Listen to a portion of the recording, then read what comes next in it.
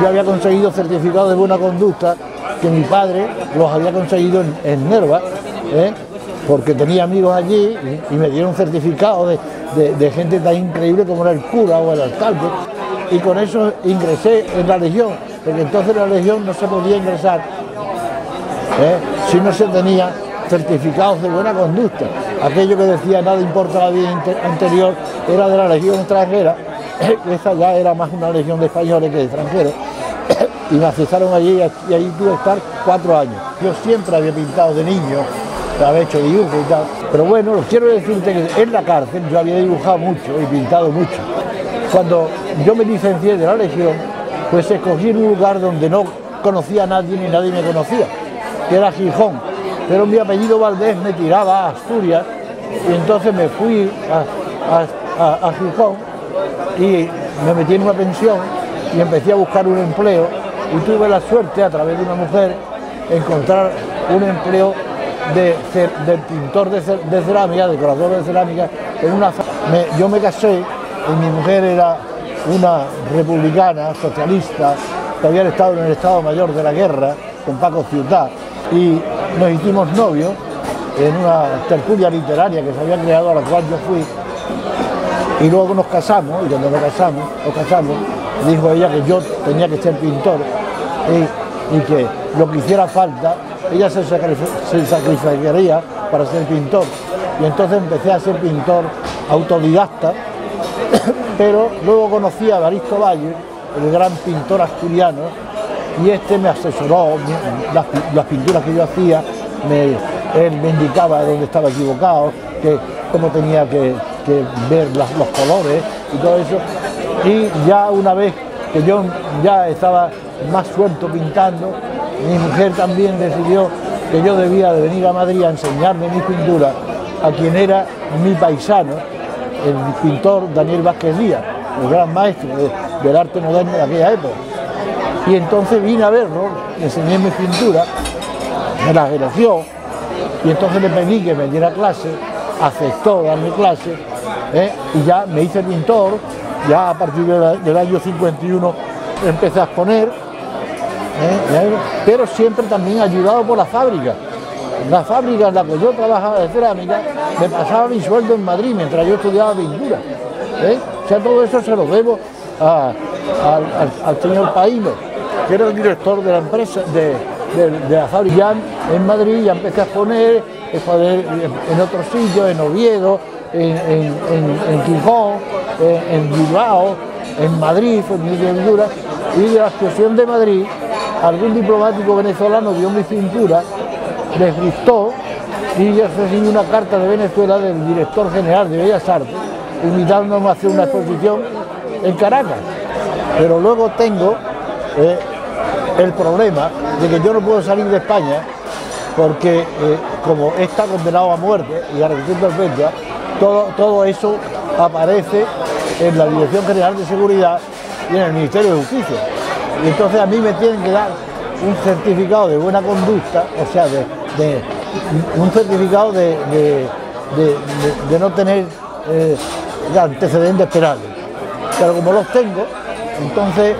yo me acojo a un decreto de Franco, que cuando se llevan 10 años en libertad, se ha cumplido la condena y además se han pasado 10 años sin reincidencia, entonces puede solicitarse la cancelación de antecedentes penales. Después la Universidad Central de Venezuela me solicitó como profesor de dibujo analítico, dibujo artístico para arquitectos, y ya en la universidad y como profesor creé yo la división de extensión cultural en la Facultad de Arquitectura. Ya te digo, yo llegué a Venezuela y yo llevaba cartas de presentación para periodistas españoles exiliados, llevaba para arquitectos exiliados, y entonces yo entré en contacto con estos, y ellos me ayudaron, y con ellos se formó una tertulia, porque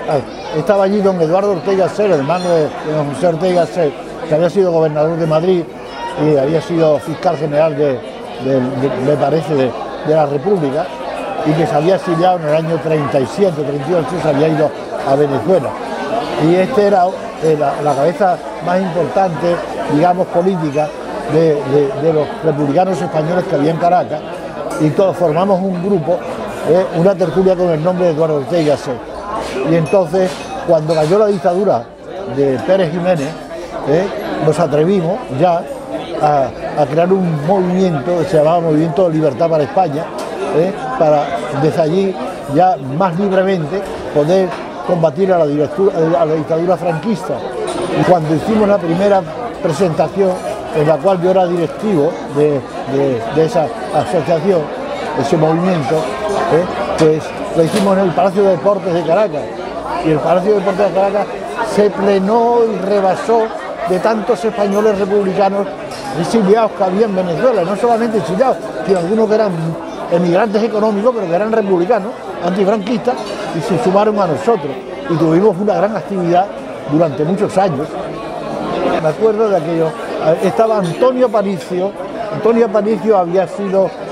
bueno, era un poeta sevillano, amigo de Lorca, muy amigo de Lorca, que había sido herido 2 veces en el frente, luchando en favor de la República,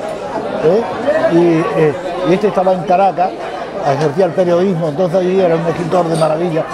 manejaba el idioma español estupendamente, Antonio Aparicio, publicó muchos libros. Luego estaba José Antonio Rial, que estaba un dirigente de la CNT de Madrid, pero que era andaluz, era de Úbeda, que se llamaba José Leiva. José Leiva, cuando lo conocí, era el segundo de la agencia de noticias francesa France Express, ¿no? Como Rafael Bergamín, el arquitecto, como Justino Azcárate,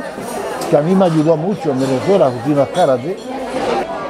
y este fue ministro de la República muy breve tiempo, García Pelayo. García Pelayo, que luego fue presidente aquí, el primer presidente del Tribunal Constitucional, García Pelayo. Era amigo mío, vivíamos muy cerca, nos reuníamos mucho. El escritor, pero gran dirigente de la Juventud Socialista Unificada, Segundo Serrano Poncela, que murió allí de cáncer el hombre. Bueno, era profesor en mi universidad, un profesor eminente. Estaba Juan García Vázquez, que había sido cura, religioso, también republicano, exiliado, filósofo. Yo creo que es el mejor filósofo que hemos dado en el siglo XX. Allí estaba el que había sido uno de los ministros de la Generalidad de Cataluña en la época de la República, el gran médico. Era un médico extraordinario, un científico grande. Era don Augusto Pi Sunyer, y su hermano, que había sido alcalde de Barcelona, el último alcalde de Barcelona de la guerra.